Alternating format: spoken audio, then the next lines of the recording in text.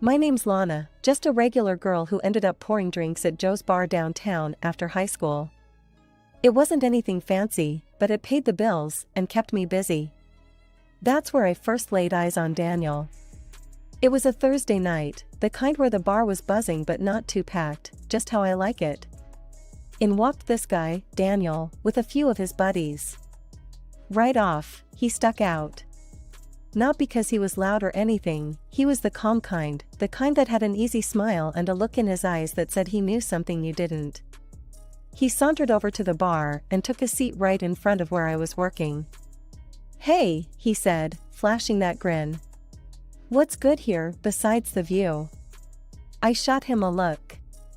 "Beer's cold, if that's what you mean," I replied, not letting on that I caught his cheeky compliment. His laugh was genuine, and it made me smile despite myself. "I'll take one then, and whatever you recommend for yourself. Let's make it two," he added. Pouring the drinks, I couldn't help but notice the way he watched me, not in a creepy way, but like he was actually interested in what I was doing. "So, you come here often?" I joked as I handed him the beers. "First time, actually. My friend said this place has the best service in town." "Guess they were right," Daniel said, his eyes not leaving mine. We chatted more than I usually did with customers. He told me about his college days, all fancy and full of big words I didn't bother to remember. And I told him about growing up here in town, how I always thought I'd do something more but never figured out what that more was. "You're interesting, Lana," he said out of the blue. "Not like the usual crowd in here." I raised an eyebrow. "Thanks, I guess. You're not too bad yourself, for a rich boy."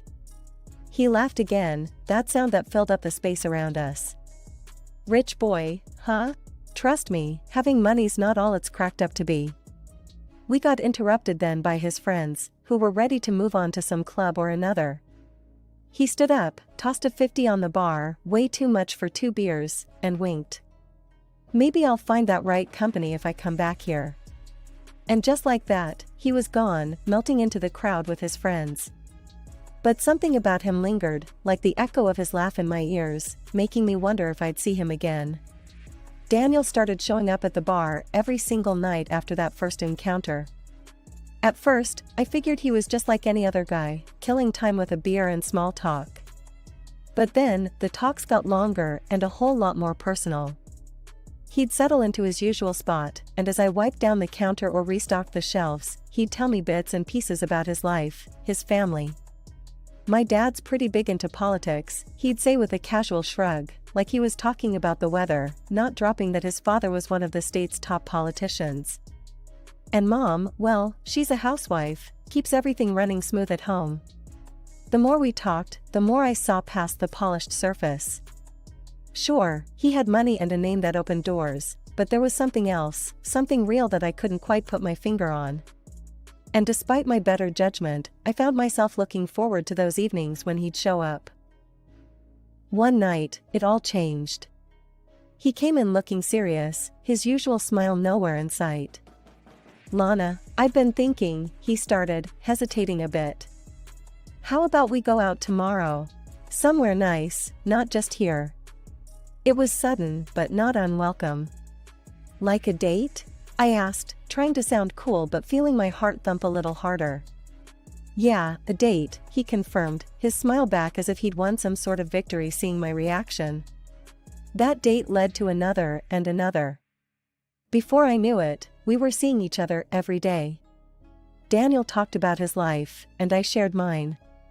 He'd laugh off the differences, saying, "Wealth's my only drawback, you know." But it wasn't just his wealth. Daniel loved the high life, parties, late nights, the kind of leisure I could hardly imagine. He brushed off my concerns with a wave. "Things will change, Lana. You'll see." Then came the night he wanted me to meet his parents. I was a bundle of nerves. We drove up to their mansion, the kind of place you see in movies, with sprawling gardens and more rooms than you'd know what to do with. His mother, Mrs. Patricia Gilmore, was as chilly as the marble floors, sizing me up like I was something she'd found stuck to her shoe. "A waitress," she said, her voice dripping with disdain. Really, Daniel, you expect her to fit into our world? His father, Gerald Gilmore, however, beamed at me as if I was the first honest thing he'd seen in years. Lana, dear, it's refreshing to see someone from real life. You're just what we need. A bridge to the common man, right before the elections. I didn't know whether to be flattered or offended. The dinner was tense, Mrs. Gilmore sniping comments under her breath, Mr. Gilmore countering with grand declarations about my refreshing simplicity.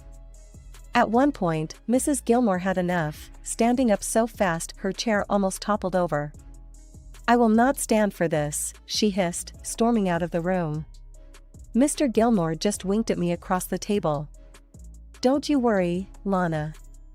Everything will be just fine.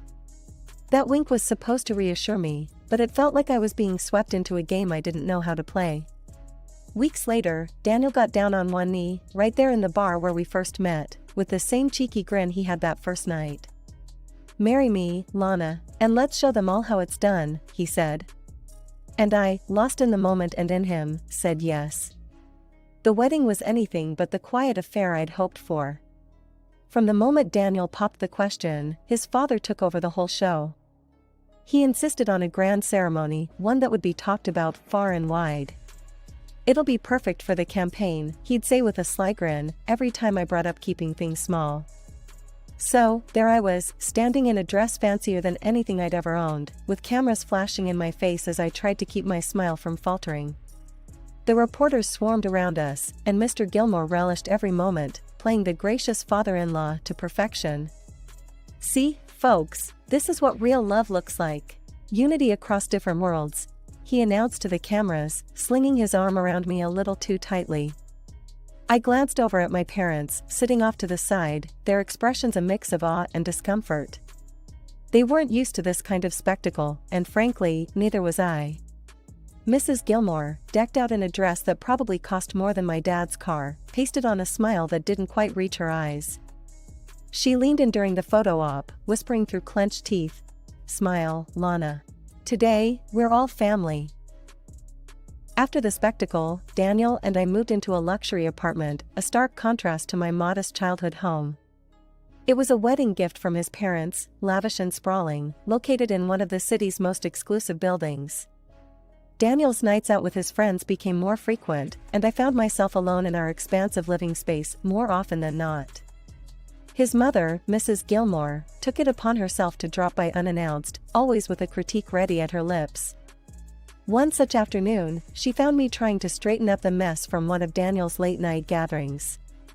She surveyed the room with a disdainful eye before fixing her gaze on me. "Lana, this isn't some roadside diner. You need to keep a better eye on Daniel. Look at him, he's out all the time, drinking, and it's your job to rein him in." I bristled at her words, my hands clenching the dishcloth tighter. "And what exactly do you suggest I do, Mrs. Gilmore? Chain him to a chair?" Her lips thinned into a line. "Don't be smart, Lana. You need to take control. Otherwise, you're just as much to blame." The air was tense between us, the only sounds the soft tick of the expensive clock on the wall and the distant hum of city life outside the windows. That night, when Daniel came home, I tried to talk to him about it. "Your mom thinks I'm not doing enough to keep you in line," I said, trying to keep my voice even. Daniel's reaction was immediate and heated. "You gonna listen to her? Let's not let her get between us, okay? I love you, Lana. We'll figure this out together." But as the weeks rolled on, nothing changed. Daniel's assurances felt more and more hollow, and I found myself questioning whether love was enough to bridge the chasm that seemed to be widening between us. Living the high life wasn't all it was cracked up to be, not by a long shot. I found myself constantly tidying our massive apartment, cooking meals that often went cold before Daniel got home, and hustling laundry to and from the cleaners, all while holding down my shifts at Joe's bar. Meanwhile, Daniel, with no job on his horizon, seemed content to blow through his hefty allowance on nights out with his friends. Daniel's mother, the queen of high society gossip, made sure everyone knew her twisted version of our life. According to her, I was the villain, a dumb, greedy woman who led her poor son astray with my low-class ways. It was a normal day at the bar when she decided to bring her highfalutin friends for a casual lunch. The moment they strutted in, I knew I was in for it. They perched at the bar, their noses turned up like they smelled something foul. Mrs. Gilmore waved me over with a flick of her wrist, her voice loud enough to turn a few heads. "Lana, darling, could you hurry up? We don't have all day, and we expect proper service even in this establishment." Her friends snickered, their eyes scanning the bar with barely disguised contempt. I forced a smile, taking their orders while my hands itched to dump a tray of drinks right into their laps. "Make sure the glasses are clean, dear. We wouldn't want to catch anything," one of her cronies quipped, her laughter sharp as shattered glass. "Yes, ma'am," I replied, my tone syrupy sweet. I delivered their drinks and food with a smile plastered on, though inside I felt anything but cheerful. As I passed by with another order, Mrs. Gilmore grabbed my arm, her grip tight.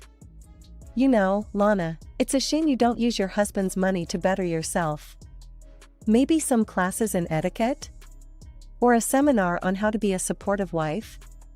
I pulled away gently, keeping my voice steady. "I appreciate the advice, Mrs. Gilmore. I'll give it all the consideration it deserves." The bar couldn't close fast enough that day. Each comment, each condescending look from that table, added weight to the growing dread that this was my life now, scrutinized and scorned, no matter how hard I tried. Back at our apartment, the silence was a stark contrast to the chaos at the bar. Daniel was out again, the note on the fridge a weak apology for missing dinner. I was left alone with my thoughts, which were as cluttered as the untouched plates on our dining table. Meanwhile, I started paying the bills from my own tips, because Daniel's idea of budgeting was seeing how quickly he could spend his money each month.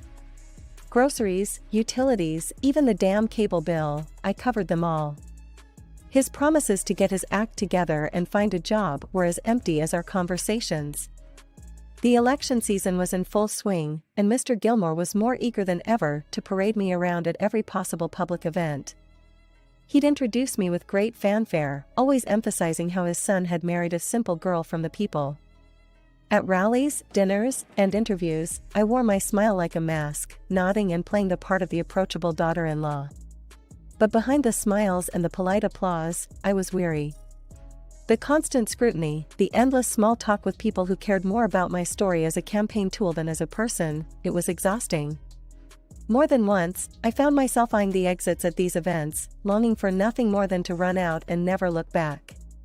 One evening, after yet another fundraiser that had stretched on for hours, Mr. Gilmore pulled me aside, his hand gripping my shoulder a little too firmly. "Lana, I need you to keep this up.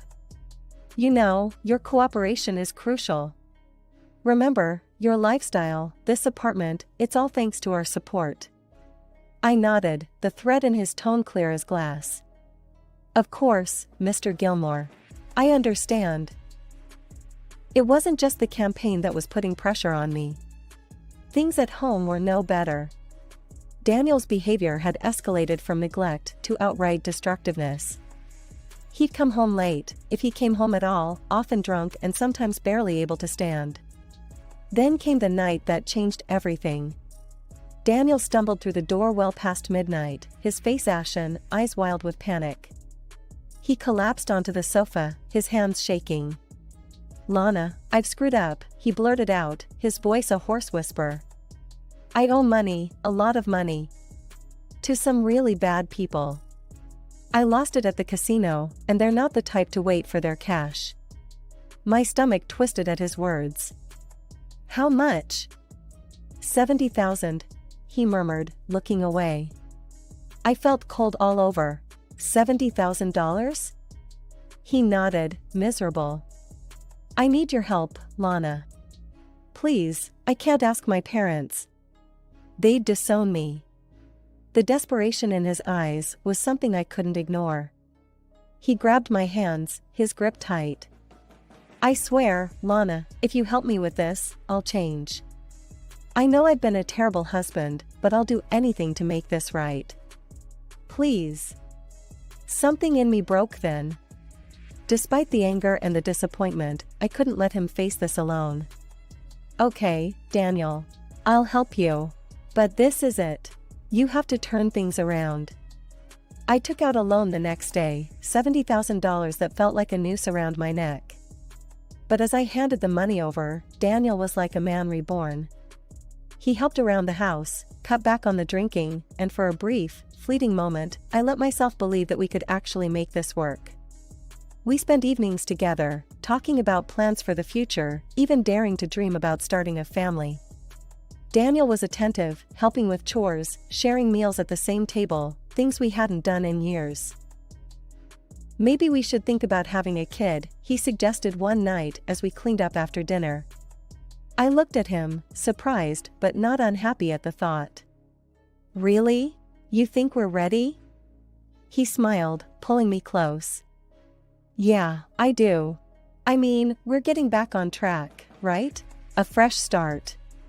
I wanted to believe him, to believe in us. And in those moments, it was easy to imagine that everything could actually be okay, that the debts and lies were behind us. But that illusion shattered the night I came home from a double shift at the bar. Tossing my keys on the counter, I headed for the bedroom, my body aching for just a few hours of sleep before doing it all over again. But the scene I walked into snapped me wide awake. Daniel was passed out on our bed, snoring loudly, with two girls I'd never seen before curled up beside him, both just as unconscious. Bottles and glasses littered the nightstand, the stench of alcohol heavy in the air. My heart hammered against my ribcage as a cold rage settled in my gut. Without thinking, I pulled out my phone and started recording. The camera's light cut through the darkness, capturing the damning scene. I nudged Daniel awake, my voice sharp. "Daniel, who are these girls?" He blinked up at me, confused and still drunk, then waved a dismissive hand as if brushing away the question. "They're just my girlfriends, you know? It's not a big deal. We do this sometimes when you're at work." That was it. The final betrayal. I stopped the recording, my hands trembling with a cocktail of emotions, rage, sorrow, disbelief. I stepped out of the room, dialed Mr. Gilmore, and waited for him to pick up. "Lana? What's wrong?" His voice was cautious, alert. "Mr. Gilmore, I'm done. I just caught Daniel in our bed with two other women. I've recorded everything, and I want a divorce," I said, each word measured, heavy with finality. He was at the apartment within the hour, his face a mask of controlled fury as he glanced at the still unconscious figures in my bed. Daniel had woken up by then, looking sheepish and scared as his father berated him in hushed, vicious tones. "You idiot! Look what you've done!" Turning to me, Mr. Gilmore's tone softened. "Lana, I'll handle this. Let's keep it quiet, for everyone's sake. What do you need?" $500,000, the apartment sold and the money transferred to me, and the loan I took out for him cleared, I stated, each demand non-negotiable. Mr. Gilmore nodded slowly, calculating. "Done. But you must agree to keep this quiet. Move away, start fresh somewhere else. Can you do that?"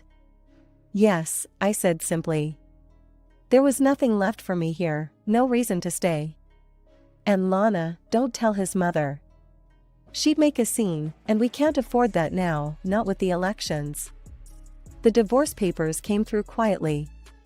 I signed them in the dim light of dawn, alone. Mr. Gilmore kept his word. The money was in my account within days, the loan was paid off, and I was free from Daniel and his destructive whims. Settling into my new life in another city felt like breathing fresh air after being submerged underwater for too long. The day I moved into my new apartment in a peaceful neighborhood, I knew I had made the right decision. It was smaller than the luxurious prison I'd left behind, but it was all mine. The first thing I did after unpacking was block every number associated with my old life. Every ring was a potential drag back into that mess, and I wasn't about to let that happen. Then, I went out and bought myself a car. Nothing too fancy, but sleek and new, something just for me. A few days later, I landed a job as an administrator at a local restaurant. It was a step up from waitressing, with regular hours and no late nights. The owner, a wiry woman named Carla, with a sharp tongue and a no-nonsense attitude, took me under her wing. "You new to town?" Carla asked on my first day, eyeing me with a mixture of curiosity and caution. "Yeah, just moved in," I replied, keeping my past tucked away like the folded boxes in my closet. Carla nodded, as if approving my concise answer. "Well, here's your desk, and here are your responsibilities. You keep things running smooth, and we'll get along just fine." "I appreciate it, Carla. I won't let you down," I promised, eager to prove my worth in this new role. The job was busy, filled with the usual chaos of restaurant life, but I thrived on the structure it brought to my days. I was making my own money, controlling my own fate. It felt good, honest and real. Encouraged by Carla's blunt but fair management style, I decided to enroll in the local college. I wanted more than just to escape my past, I wanted to build something lasting. Night classes in business management seemed like the right path, and stepping into the classroom, I felt a surge of pride. I was doing this for me, no one else. One evening, as I was locking up the restaurant, Carla stopped by my desk. "Heard you're hitting the books at night. That's good. Keep that brain working." I smiled, grateful for her recognition. "Trying to. Figured it's never too late to start fresh, right?" "Damn right," Carla said with a nod. "You ever need help, you let me know. I know a thing or two about keeping a business above water." Life settled into a comfortable rhythm. Work, study, and the quiet solitude of my apartment. I relished the normalcy, the mundane moments that I used to take for granted. It was during one of these quiet nights, sitting on my balcony with a cup of tea, that I realized just how much I had changed. The city lights sparkled in the distance, each one a reminder of where I'd been and where I was heading. 2 years had slipped by since I cut all ties with my old life and started anew. I was sitting in my living room, cozy and warm, a book forgotten on my lap, when my phone rang. The number was unfamiliar, and hesitating for a split second, I answered. "Lana, this is Patricia Gilmore." The voice came through, high-pitched and frantic. "Daniel is in trouble because of your negligence." I was taken aback. "Mrs. Gilmore, slow down. What are you talking about? What trouble?" She was nearly breathless with agitation. "An unknown friend of Daniel called me. He said Daniel got into a fight with a policeman in a bar. I had to transfer money to keep him out of jail. I took it from our savings, and Gerald doesn't know yet." "Why weren't you there for him?" "Mrs. Gilmore, listen to me very carefully," I said, my voice calm and clear. "Daniel and I have been divorced for 2 years. I haven't seen or spoken to him since." There was a pause, and then, "Divorced? What are you talking about? Why didn't anyone tell me?" "You didn't know because it was meant to be kept quiet for the family's sake, for the election and all. I'm sorry you were left out, but I am no longer part of Daniel's life or your family." "And what happened to the policeman and Daniel?" Her voice cracked, and I could hear the confusion and fear seeping through. Laughing softly, I tried to find some humor in the absurdity of the situation.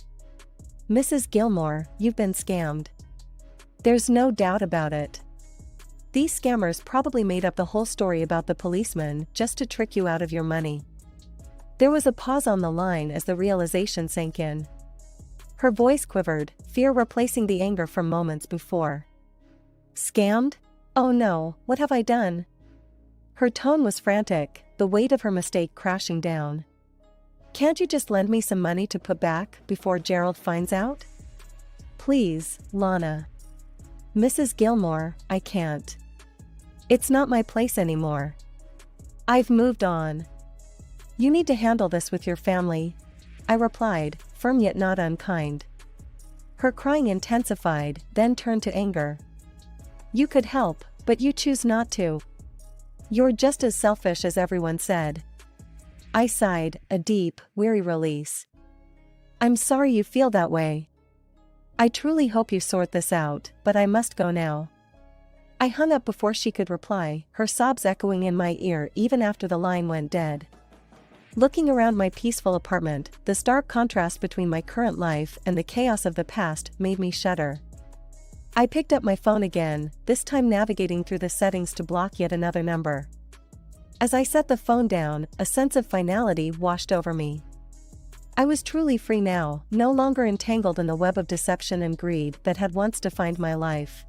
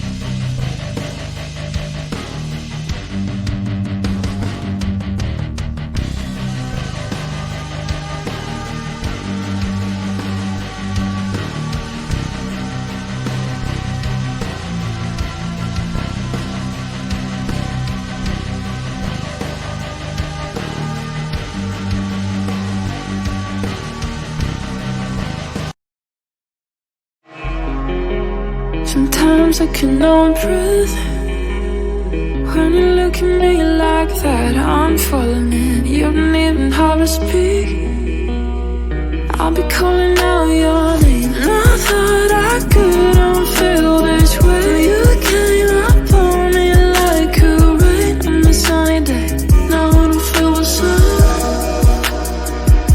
I can't think.